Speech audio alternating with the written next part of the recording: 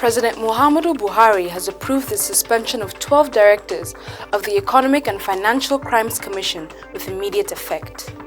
Hi, welcome to What's Trending. These are the top 10 stories now. At number 10, a former commander of the Nigerian Army, Olusegun Adeniyi, who complained of inadequate equipment, is to face a court-martial.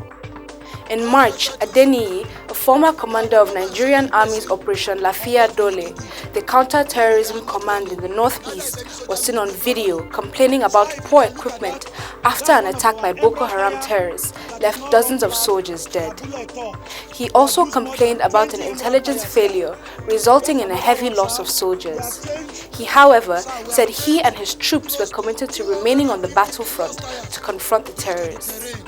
The military did not publicly comment on the video, but Mr. Adeniyi was swiftly relieved of his position and deployed to Nigerian Army Resource Center as a research fellow. At number 9, weeks of torrential rains have caused the worst flooding in China in recent decades, destroying the homes and livelihoods of millions of people as the country struggles to revive an economy battered by the coronavirus pandemic. The floods have affected at least 38 million people in the country. The Minister of Emergency Management reported about 2.24 million residents have been displaced, with 141 people dead or missing. At number 8, 3 siblings have died after inhaling generator fumes in Emevo community in the Isoko North local government area of Delta State. The children and their parents were said to have gone to bed with their generator on. Authorities reported the generator was located close to the open window of the children's room.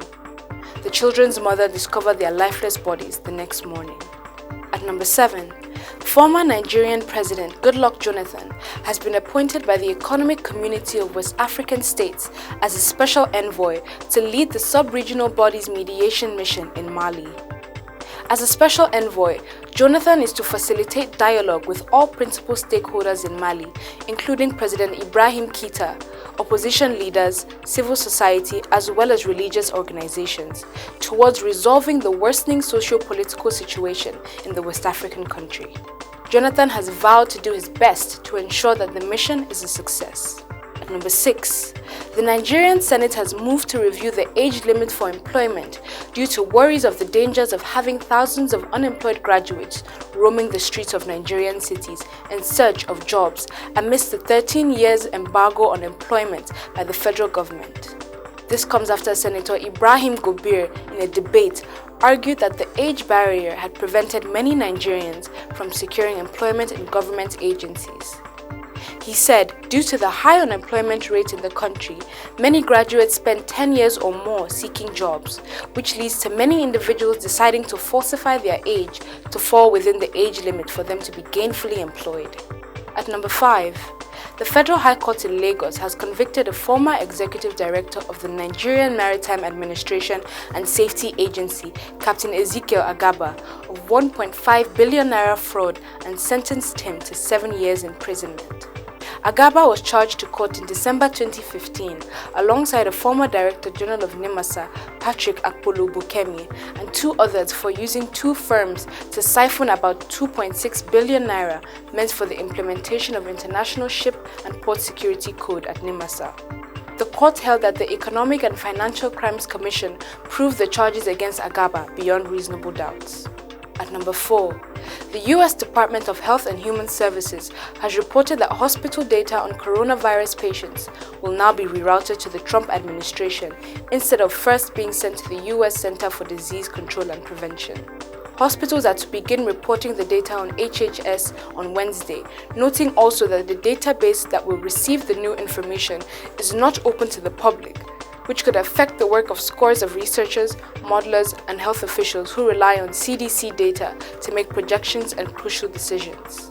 At number 3, the Inspector General of Police, Mohammed Adamu, has advised the suspended acting chairman of the Economic and Financial Crimes Commission, Ibrahim Magu, to meet the presidential panel investigating him for his bail request.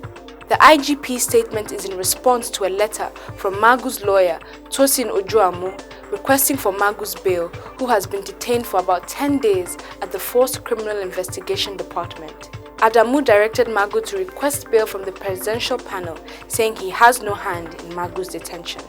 At number 2, the founder and chief executive officer of the Nigerian ride-hailing company, Gokada Fahim Saleh, is dead. It was reported Saleh's dismembered and decapitated remains were found in his home on Manhattan's Lower East Side on Tuesday afternoon. According to homicide detectives, his torso, head, limbs, and an electric saw were found in separate places within the apartment, adding that effort had been made to clean up any evidence of what had happened. Saleh's sister made the gruesome discovery around 3:30 p.m. when she went to check on him after not hearing from him for a day. And finally, at number 1, President Muhammadu Buhari has approved the suspension of 12 directors of the Economic and Financial Crimes Commission with immediate effect. The Attorney General of the Federation, Abubakar Malami, released this in a statement where he suspended acting chairman of the EFCC, Mohammed Umar. It was reported the suspension was to allow unhindered probe into activities of the EFCC under the administration of suspended acting chairman of the commission, Ibrahim Magu. Always remember to wear your mask, wash your hands, and stay safe. That's all for today. See you next time on What's Happening.